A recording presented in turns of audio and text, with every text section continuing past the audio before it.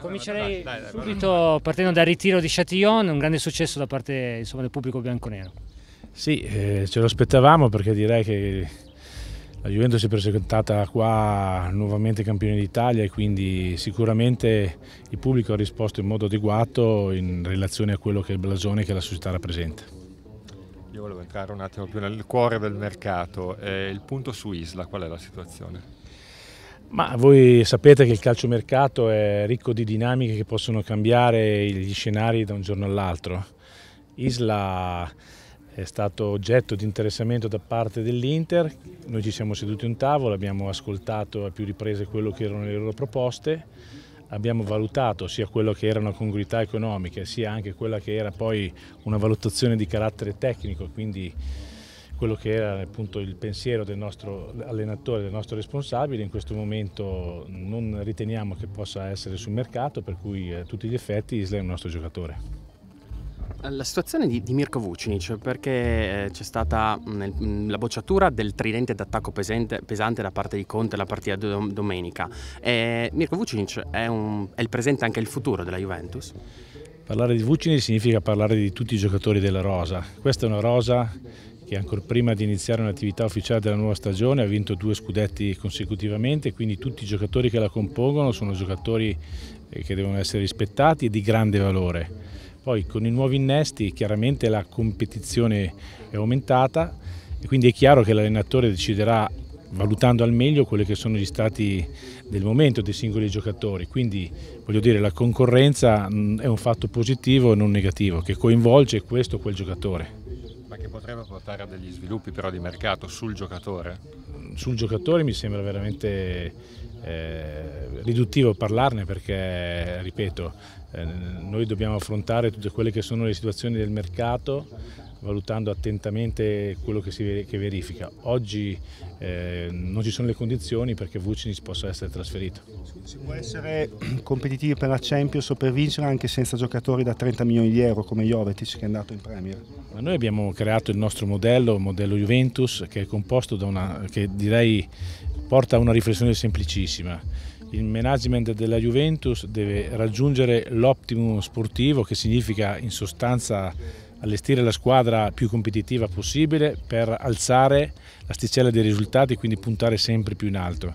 Ma questo ottimum sportivo è correlato anche al parametro di un ottimum aziendale, che significa in sostanza avere rispetto di quelli che sono i parametri finanziari e patrimoniali. E quindi noi abbiamo creato un nostro modello. Il nostro modello è quello di cercare di essere ancora i primi in Italia, di essere super competitivi in Europa, però voi vedete quali e di che consistenza sono stati i trasferimenti in queste ultime settimane e quindi credo che sia veramente arduo immaginare di non avere difficoltà in campo internazionale.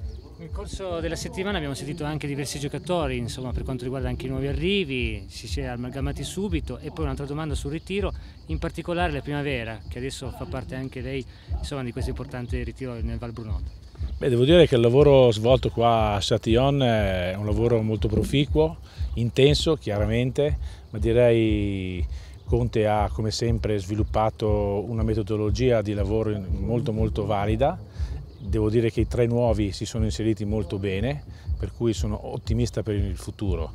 Per quanto riguarda la Primavera, anche questa è la continuità di un rapporto che si è creato con la Regione Val d'Aosta, un rapporto comunque che ha dato risultati l'anno scorso e che li sta dando quest'anno, e quindi direi siamo contenti che anche le squadre giovanili possano avere la loro collocazione in questo territorio. Tutti gli esterni fino adesso da Asamoah a Lichtsteiner hanno aperto le porte a nuovi arrivi sulle fasce, sia a Zuniga o a Kolarov. Ecco, volevo chiedere a lei, che è quello che può aprire principalmente, a che punto siamo.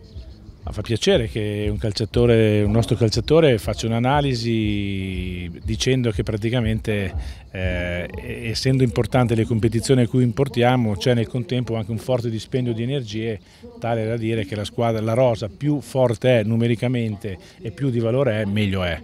Questo è un obiettivo che ci siamo prefissi anche noi all'inizio, perché non dimentichiamoci che forse noi abbiamo agito sì anzitempo, ma abbiamo rafforzato questa squadra con 3 innesti di grandissima qualità, quali quello di Llorente, di Tevez e di Gubonna. E quindi è chiaro che noi guardiamo con un occhio interessati quello che sono le vicende del mercato, fermo restando i presupposti del rispetto di cui ho parlato poco fa.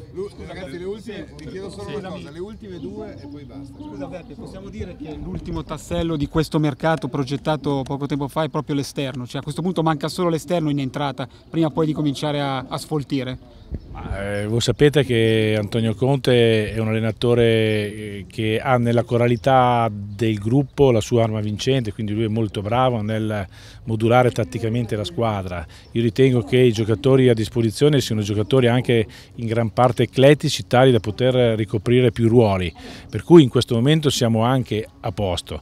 Poi è evidente che, come ho detto prima, se ci fossero delle opportunità direi logiche, evidentemente le sfrutteremo, ma non in questo momento, devo dire, avendole un po' analizzate, non ci sono delle opportunità che possono portare a una concretezza immediata. L'ultima, a conti fatti, possiamo dire che in questo momento c'è un attaccante in esubero comunque nella rosa? Beh, è chiaro che numericamente oggi sì, siamo in esubero, questo non lo nascondiamo, lo sappiamo e lo dobbiamo fare. Ecco, parlare di nomi è antipatico, anche perché, come sapete, poi l'assenso a trasferimenti deve essere sempre data dall'interessato, quindi dal calciatore. Nel caso, porto l'esempio di Giaccherini, nel caso di Giaccherini lui stesso poi ha valutato positivamente per lui andare in Premier League e quindi noi praticamente l'abbiamo accontentato. Ma è chiaro che in questo momento l'attacco è numericamente folte, per cui evidentemente dobbiamo arrivare a una conclusione che possa portare a creare un numero di 5 attaccanti.